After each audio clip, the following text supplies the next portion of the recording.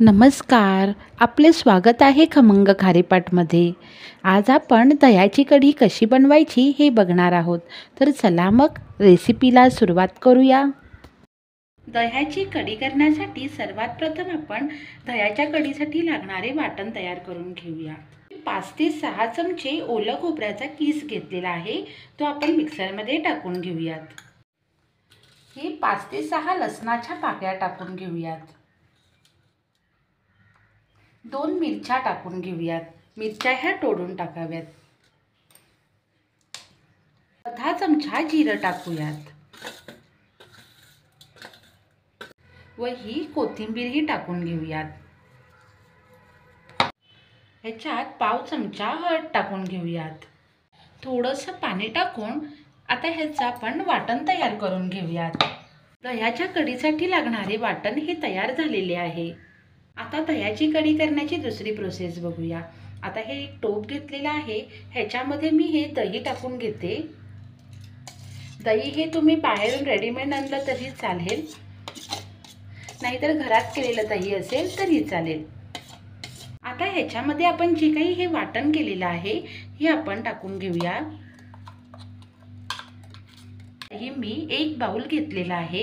आता ह्याच्यामध्ये मी 2 चमचे चण्याचं पीठ घेत आहे. याच्या पिठाने दह्याच्या कढीला घट्टपणा येतो. ही कढी अतिशय चविष्ट लागते. आता हे आपण व्यवस्थित असं घुसळून घेऊया.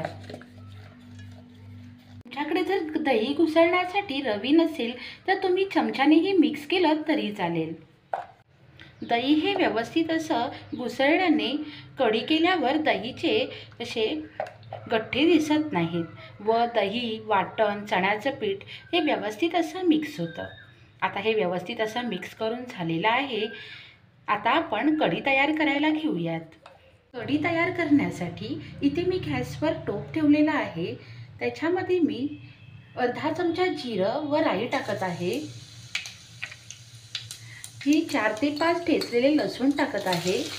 लसूण हे ठेचूनच टाकावं, कढीला स्वाद खूप सुंदर येतो. हे 10 ते 15 कढीपत्त्याची पाने टाकत आहे. थोडंसं चिमूटभर हिंग टाकून घेऊयात. कढी ही खूप चविष्ट अशी तयार होते हिंग टाकल्याने. आता ह्याच्यामध्ये ही जी काही आपण दही वाटण फेटलेलं आहे ते आपण टाकून घेऊयात.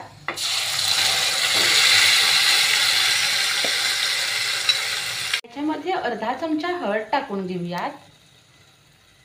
आपण वाटणामध्ये हळद टाकलेली आहे, त्यामुळे आता फक्त अर्धा चमचाच हळद टाकावी. आता हे व्यवस्थित असं मिक्स करून घेऊयात. आता ह्या टोपामध्ये आपण पाणी टाकून घेऊया. आता हे आपल्याला कढी जेवढी पातळ घट्ट करायची आहे तेवढं आपण पाणी ह्याच्यामध्ये टाकून घेऊयात. आता ह्याच्यामध्ये चवीपुरतं मीठ टाकून घेऊयात. आता ह्याच्यामध्ये अर्धा चमचा साखर टाकून घेऊयात. आता कढीला एक उकळी येऊन देऊयात. कढीला ही उकळी आलेली आहे. कढीला उकळी आलेली आहे. कढी ही जास्त आपल्याला उकळवायची नाही आहे. 1 किंवा 2 उकळी आली की गॅस बंद करायचा आहे. आता कढी ही तयार झालेली आहे. अशा प्रकारे ही झटकन आणि पटकन सोप्या पद्धतीत ही कढी तयार झालेली आहे. दह्याची कढी ही बाउलमध्ये काढून घेऊयात. दह्याची कढी ही भातासोबतही नुसती खाल्ली तरीही ती खूप अशी चविष्ट लागते व ही दह्याची कढी करण्यासाठी ही साधी आणि सोपी झटपट अशी तयार होते. तुम्हाला जर दह्याच्या कढीची रेसिपी आवडली असेल तर व्हिडिओला लाईक करा, शेअर करा आणि सबस्क्राईब करा.